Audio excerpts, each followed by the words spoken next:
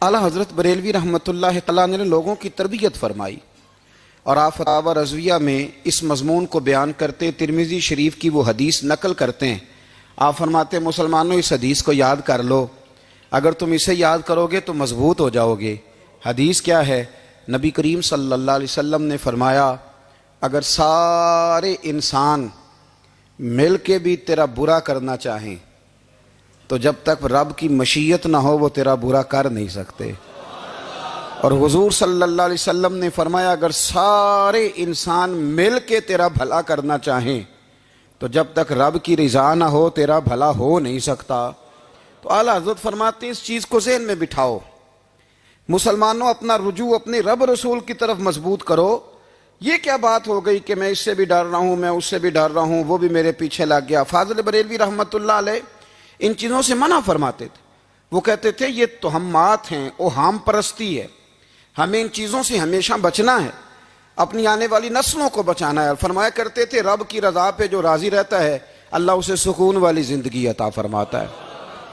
ہمارے ہاں لوگ پوچھتے ہیں طبیعت کیسی ہے، لیکن یو پی میں، سی پی میں، لکھنؤ میں پوچھا جاتا ہے کہ کیا شکایت ہے آپ کو؟ کہتے ہیں یہ سر درد کی شکایت ہے۔ یہ اردو کا ایک محاورہ ہے۔ جناب کیا شکایت ہے؟ کہتے ہیں جی مجھے کمر درد کی شکایت ہے۔ پھر پوچھنے والے پوچھتے ہیں کہ جناب اس شکایت کا کیا بنا؟ تو صدر الشریعہ مولانا امجد علی صاحب اعظمی رحمۃ اللہ علیہ فرماتے ہیں اعلیٰ حضرت کو بخار تھا تو میں حاضر ہوا تو میں نے کہا حضور شکایت کا کیا بنا؟ کہنے لگے مولانا پڑھے لکھے ہو کے تو ایسی باتیں نہ کرو، شکایت کس سے کرنی ہے؟ رب نے جس حال میں رکھا ہے بڑا ہی اچھا رکھا ہوا ہے، شکایت کا کیا معنی ہوا؟ اللہ نے جہاں سمجھا مناسب اس نے ہمیں رکھا ہے، شکایت کیا ہوتی ہے؟ مجھے کسی سے شکایت نہیں۔ فرمایا کرتے تھے الحمدللہ مجھے سر درد بھی ہوتا ہے اور بخار بھی ہوتا ہے اور میں بڑا خوش ہوں، یہ وہ والی بیماریاں ہیں، یہ وہ امراض ہیں جو نبیوں کے قدم بھی چومنے آیا کرتے تھے۔ میں خوش بخت ہوں کہ وہ امراض جو انبیاء کے پاس آتے تھے، سر درد اور بخار، وہ مجھے لگتے ہیں۔ اپنی زندگی کو رضا والی زندگی بنایا، یقین بڑا کامل تھا میرے اعلیٰ حضرت کا۔ امام غزالی نے حدیث لکھی ہے، نبی کریم صلی اللہ علیہ وسلم نے فرمایا ہے یقین اس طرح سیکھا کرو جس طرح تم قرآن سیکھتے ہو۔ آج میرے دور کا سب سے بڑا مسئلہ یقین کی کمزوری ہے۔ مسلمان کچی پکی سوچیں سوچتا ہے، کمزور کمزور جملے بولتا ہے، اس کو دنیا داروں کے وعدوں پر اعتماد جلدی ہوتا ہے، لیکن معاذ اللہ اللہ رسول کے وعدوں کے بارے میں یہ کئی دفعہ شکوک کا شکار ہوتا ہے۔ اسے سمجھنا چاہیے۔ فاضل بریلوی ایک پختہ یقین والی شخصیت تھے، پختہ یقین والی۔ بریلی شریف کے دائیں بائیں طاعون کا مرض پھیل گیا تو اعلیٰ حضرت فرماتے ہیں میرے منہ میں بھی کچھ گلٹیاں نکل آئیں، تو بعض لوگوں نے کہا شاید آپ کو بھی طاعون ہو گیا ہے۔ اعلیٰ حضرت رحمۃ اللہ علیہ فرماتے ہیں جو سب سے بہترین طبیب تھا وہ لایا گیا، اس نے میرا منہ دیکھ کے گلٹیاں دیکھ کے کہا خو آپ کو تو طاعون کا مرض ہو گیا ہے۔ تو اعلیٰ حضرت فرمانے لگے مجھے ساری بیماریاں لگ سکتی ہیں، یہ نہیں لگ سکتی۔ اس نے کہا حکیم میں ہوں کہ آپ ہیں؟ فرمایا نہیں آپ ہی ہیں، پر یہ بیماری مجھے نہیں لگ سکتی، یہ مجھے ہو نہیں سکتی۔ اس نے اصرار کیا تو اعلیٰ حضرت رحمۃ اللہ تعالی علیہ اس کو کہنے لگے میاں تو جو مرضی کر لیکن مجھے طاعون کا مرض نہیں ہو سکتا، یہ بات طے ہے۔ وہ ناراض ہو کے چلا گیا۔ اب طاعون کی جو گلٹیاں ہوتی تھی نا وہ بڑے بڑے مہینوں نہیں جاتی تھیں، تکلیف رہتی تھی۔ اعلیٰ حضرت کہتے ہیں میں نے اسی رات نا تھوڑی سی کالی مرچوں کا سفوف بنایا اور مسواک میں رکھ کے جب منہ کے اندر چھڑکا تو تھوڑا سا خون نکلا اور میرا منہ بالکل ٹھیک ہو گیا۔ سویرے میں نے کہا بلاؤ نا اپنے حکیم کو جو کہتا تھا طاعون ہو گیا ہے۔ تو لوگ کہنے لگے حضور آپ کو ویسے کیسے پتا تھا طاعون نہیں ہے؟ فرمانے لگے پتہ اس طرح تھا کہ اللہ کے رسول صلی اللہ علیہ وسلم نے ایک دعا ارشاد فرمائی ہے، فرمایا کسی مریض کو دیکھ کے پڑھ لو الحمدللہ الذی مما ابتلاک بہ وفضلنی علی کثیر ممن خلق تفضیلا۔ حضور نے فرمایا کسی بیمار کو دیکھ کے، مصیبت والے کو دیکھ کے یہ دعا پڑھو، تم اس مصیبت میں شکار نہیں ہوں گے۔ فرمانے لگے میں نے طاعون کے مریض کو دیکھ کے دعا پڑھ لی تھی، تارے ٹوٹ سکتے ہیں، چاند گر سکتا ہے، سورج اپنی جگہ چھوڑ سکتا ہے، پر مدینے والے محبوب کی بات غلط نہیں ہو سکتی۔ یہ میرا یقین کامل ہے، ساڈے نبی دی زبان ساڈے واسطے قرآن، یہ بات غلط ہو سکتی؟ مضبوط یقین فاضل بریلوی کا۔ مضبوط نظریات. اعلیٰ حضرت رحمت اللہ تعالی علیہ سے کسی نے کہا آپ کس طرح کے مومن ہیں, کس طرح کے مومن ہیں؟ تو اعلیٰ حضرت فرمانے لگے میرا دل چیرو, اس کو کھولو, ایک طرف لا الہ الا اللہ لکھا ہوگا, دوسری جانب محمد الرسول اللہ لکھا ہوگا. کھول کے دیکھ لو. ایک تو یقین کی پھر دوسری بات,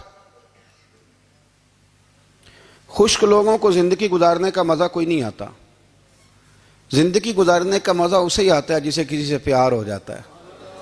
باقی نہ دیکھیں نا, ایک بندہ جبرن ایک شخص بچے پالتا ہے, وہ کہتا ہے یہ میرے لیے کیا مصیبت ہے 5 بچے, اور ایک شخص کو بچوں سے پیار ہو جاتا ہے.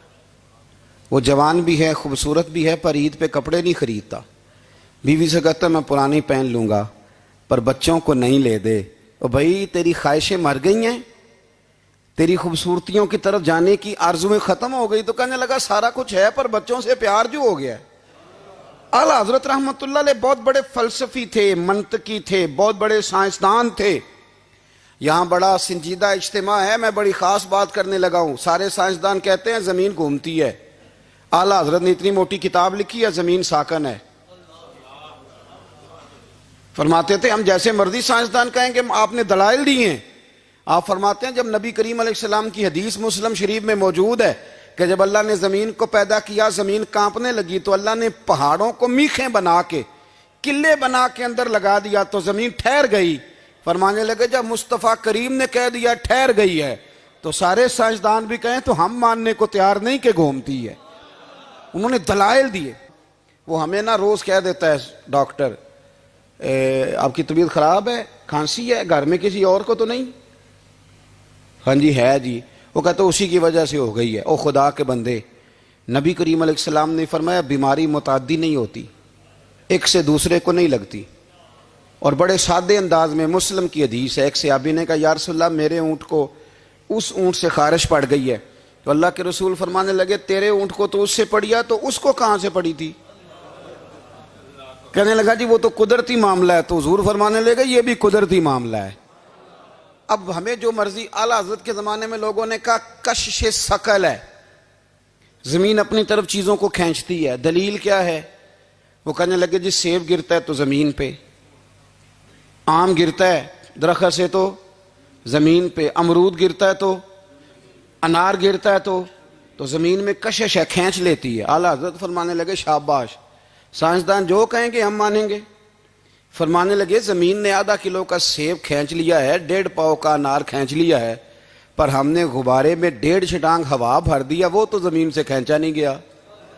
یہ کس قسم کی کش سے ثقل ہے؟ یہ ابھی 2 سال پہلے ڈاکٹر عبد القدیر خان کا مضمون چھپا تھا روزنامہ جنگ میں. وہ کہتا ہے مجھے وہ مولوی چاہیے تھا جس کے پاس قرآن حدیث بھی ہو اور سائنس کے علوم بھی ہوں.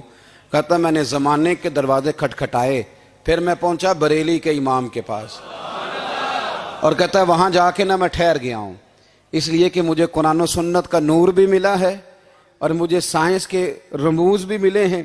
یہ واحد شخص ہے جو دین کو سائنس کا پابند نہیں کرتا بلکہ سائنس کو مدینے والے کا غلام بناتا ہے, مدینے والے کا غلام بناتے ہیں. تو اعلیٰ حضرت فرمانے لگے عجیب فلسفہ ہے نا جی, آم کھینچ لیا اس نے, سیب کھینچ لیا, امرود کھینچ لیا, پر اس سے 1.5 چھٹانگ والا غبارہ. تو لوگوں نے کہا حضور پھر مسئلہ کیا ہے؟ آپ فرمانے لگے مسئلہ یہ ہے کہ ہر چیز اپنی اصل کی طرف لوٹ جاتی ہے. ہر چیز اپنی, سیب امرود انار زمین سے پیدا ہوتے ہیں تو زمین پہ گرتے ہیں. ہوا کی اصل اوپر ہے, اس لیے جب غبارے میں ہوا بھریں گے تو ہوا اس کو اوپر لے جائے گی. ہاں جب اس سے ہوا نکل جائے گی تو پھر غبارہ جو جس کی اصل ہوتی ہے ادھر لوٹ جاتا ہے. انسان مٹی سے بنا ہے تو جاتا کہاں ہے؟ مٹی نہتے مٹی رہنا ہی. ایمی کا دی بلے بلے, اج مٹی دے اتے بندیا تے کل مٹی دے تھلے. تو اعلیٰ حضرت رحمت اللہ تعالی علیہ نے نا اپنے سارے علوم کو نبی پاک کا غلام بنا دیا. آپ فرمایا کرتے تھے آج لے ان کی پناہ, آج مدد مانگ ان سے, کل نہ مانیں گے قیامت میں اگر مان گے.